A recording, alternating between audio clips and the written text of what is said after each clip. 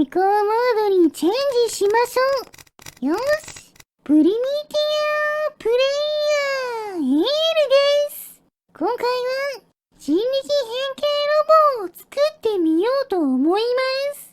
走行モードと移行モード。人力だけで切り替えてみたいので、うまくできたら、チャンネル登録してもらえると嬉しいです。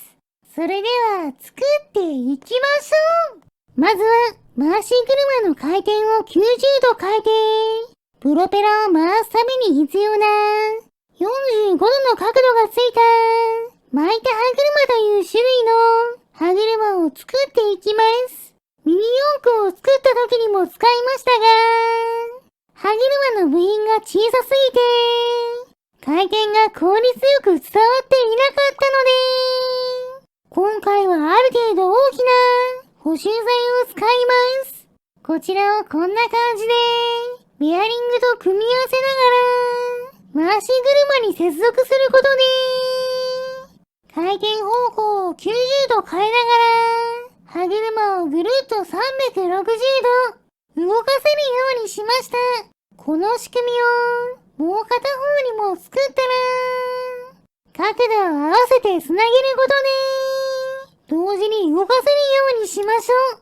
こうすることで、足で回し車を回しながら、手の力を使って角度を変えることができます。これが変形の仕組みになるわけですね。ちょうど垂直の位置で止まるように、丈夫な補修材を使ってロックするようにしました。いい位置に止まってくれています。下方向の角度も地面と水平になった時に止まるように仕組みを作って、さらに歯車につながったたくさん草を重ねたプロペラを取り付けました。こちらを動かしてみると、おっと、プロペラがぶつかって壊れてしまいました。こうならないように前にプロペラを伸ばしましょう。これならどうでしょうか。乗って動かしてみると、プロペラを前に突き出した走行モードの時は、プロペラの回転による推進力を利用して、前にも後ろにも自由に動くことができました。走行モードはこれで OK ですね。今度はプロペラを上に持ち上げて、移行モードを試してみます。果たして浮かんでくれるんでしょうか。ダメですね。浮力が足りません。もっと浮力を稼げるように、プロペラの羽にさらに重ねた草を追加して、空気抵抗を上げてみましょう。すると、これでもダメですね。それからも、どんどん草を増やしていきましたが、どうやら、プロペラを稼働するようにしたせいで、歯車の噛み合わせが悪くなっているのか、思ったより回転が遅いみたいです。そこで、もっと浮力を上げるために、64枚重ねた草を使った大きいプロペラに交換しましょう。交換中に、さっきまでつけていたプロペラを地面に落とすと、すごい速度で跳ね返って、暴れてしまっています。たくさんのパーツで作ったものを地面で跳ねさせると、変な跳ね方をしてしまう現象のせいですね。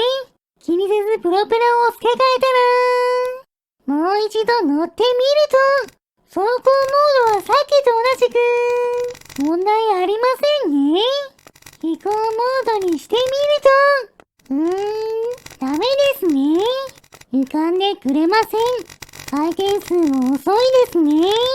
プロペラの高さを変えることで、ぶつかるのを防いでいますが、もう少し径を大きくして、浮力を上げることができそうなので、プロペラの羽と軸の間に棒を挟むことで、径を大きくしてみましょう。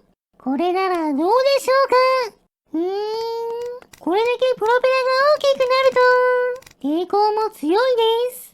そのせいで、回転数が落ちているのか、飛行モードにしても浮かんでくれませんでした。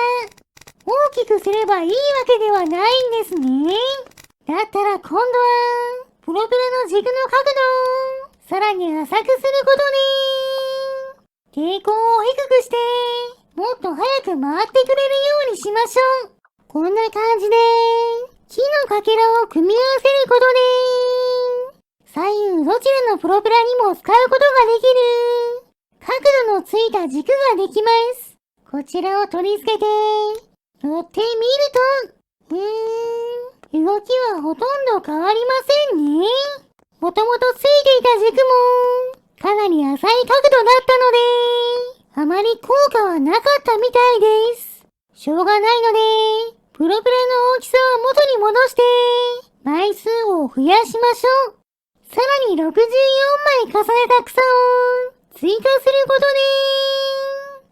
で、128枚の羽が4セット、合計512枚の草を使っていることになります。